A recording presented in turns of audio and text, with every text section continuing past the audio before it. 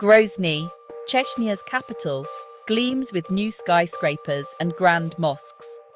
A city rebuilt from war. But beneath the polished surface lies a society shaped by fear and absolute control. Ramzan Kadyrov rules Chechnya as his personal fiefdom, backed by federal cash and near-total autonomy. Peace here is enforced by an iron fist, unique within Russia. The hidden reality is constant surveillance and the erasure of personal freedom. Understanding Chechnya means looking past Grozny's shiny towers into the shadows they cast. The cost of this peace is the silence of its people. In Chechnya, Ramzan Kadyrov's face is everywhere, on billboards, in schools, and government offices. State media crafts his legend: devout Muslim, fearless warrior, loving father, and the architect of Chechnya's revival. Every achievement is credited to his personal vision.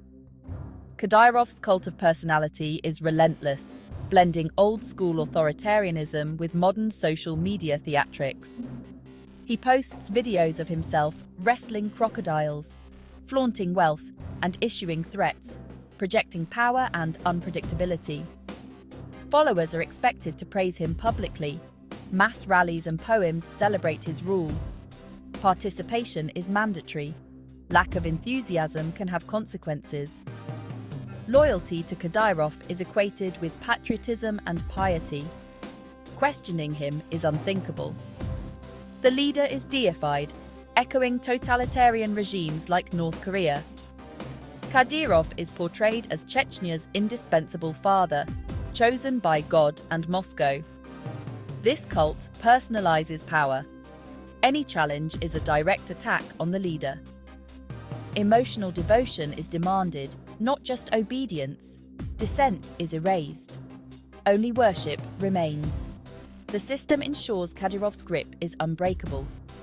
In Chechnya, there is no room for independent thought, only loyalty to one man. Daily life in Chechnya is tightly regulated by Kadyrov's regime, blending conservative Islam with authoritarian rule. Women face strict dress codes and are expected to embody traditional roles. Deviation invites public condemnation. The Kadyrovtsi enforce this order with brutality. Arrests, torture, and disappearances are common. Self-censorship is universal. People watch what they say, post, and even whom they trust. Surveillance is both technological and social. Neighbors and colleagues police each other.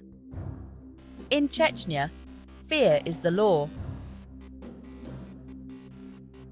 Chechnya's glittering skyline is built on Russian subsidies. Billions flow from Moscow each year.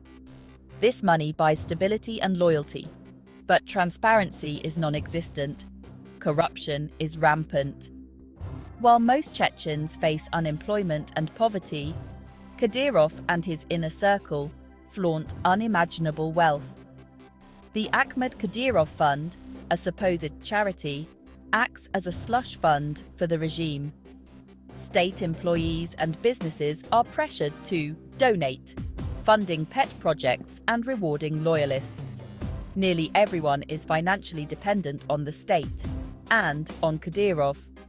To get a job or run a business, loyalty is required. Moscow's money is a political tool, not just an economic one. The facade of prosperity hides deep inequality and dependence. Chechnya's peace is paid for by Russian taxpayers in exchange for unwavering loyalty. Kadyrov's true power lies in his private army, the Kadyrovtsi. Officially part of Russia's security forces, their real loyalty is to Kadyrov alone. They are better paid, better equipped, and infamous for brutality. Abduction, torture, and executions are routine. The Kadyrovtsi enforce order at home and serve as Moscow's proxy abroad, fighting in Ukraine and Syria. Their existence gives Kadyrov leverage over the Kremlin. He guarantees order in Chechnya, but also poses a potential threat. This mutual dependence keeps the balance of power delicate. Kadyrov is indispensable to Moscow, and his private army cements his rule. The Kadyrovtsi are a constant reminder. Violence underpins Chechnya's peace. In Chechnya, the state's power is personal, armed, and absolute. Chechnya is a Russian republic, but Kadyrov acts like a global statesman, courting leaders in the Muslim world. These relationships bring legitimacy and investment, boosting his image at home and in Moscow. In the West, Kadyrov is a pariah, sanctioned for human rights abuses and LGBTQ+ persecution. He responds with defiance, deepening Chechnya's isolation and aligning ever closer with Moscow. Kadyrov is a vocal supporter of Kremlin policy, especially the war in Ukraine. Chechnya is a fortress, closed, defiant, and hostile to outside scrutiny. Its only real connections are to Moscow and a handful of authoritarian allies. Isolation is a deliberate strategy, protecting the regime from outside influence. The Chechnya-North Korea comparison is chillingly apt. Both regimes are built on a cult of personality. Kadyrov in Chechnya, the Kim dynasty in North Korea. Public life is a performance of loyalty. The leader's image is everywhere. Fear and a ruthless security apparatus enforce obedience. Collective punishment silences dissent. Families suffer for one person's defiance. Information is tightly controlled. Propaganda dominates. Chechnya isn't a sovereign state, but its governance echoes North Korea's totalitarian model. Leader worship, state terror, and information control define both societies. The comparison reveals a shared grammar of repression. In both places, the leader's will is law, and ordinary people live in fear. Chechnya is a unique hybrid, an authoritarian enclave within Russia, sustained by Kremlin support. Kadyrov's power is absolute at home, but entirely dependent on Putin's favor. The regime fuses modern propaganda, clan traditions, and state-enforced Islam, all held together by Moscow's money and Kadyrov's private army.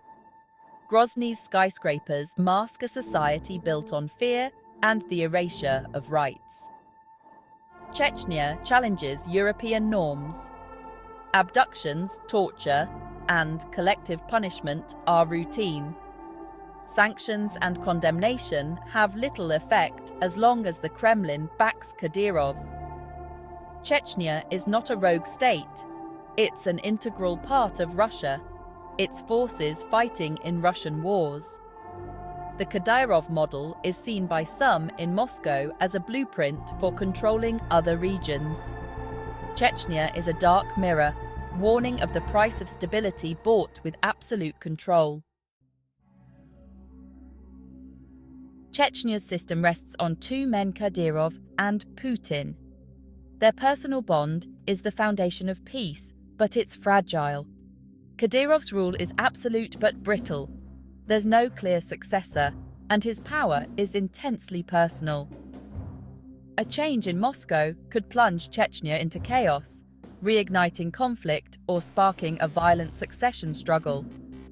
The regime's greatest strength, its concentration of power, is also its greatest vulnerability. For now, the system holds, but its future is uncertain. Chechnya's fate is tied to the lifespans and fortunes of two individuals. The story is far from over. The peace is fragile, and the future unknown.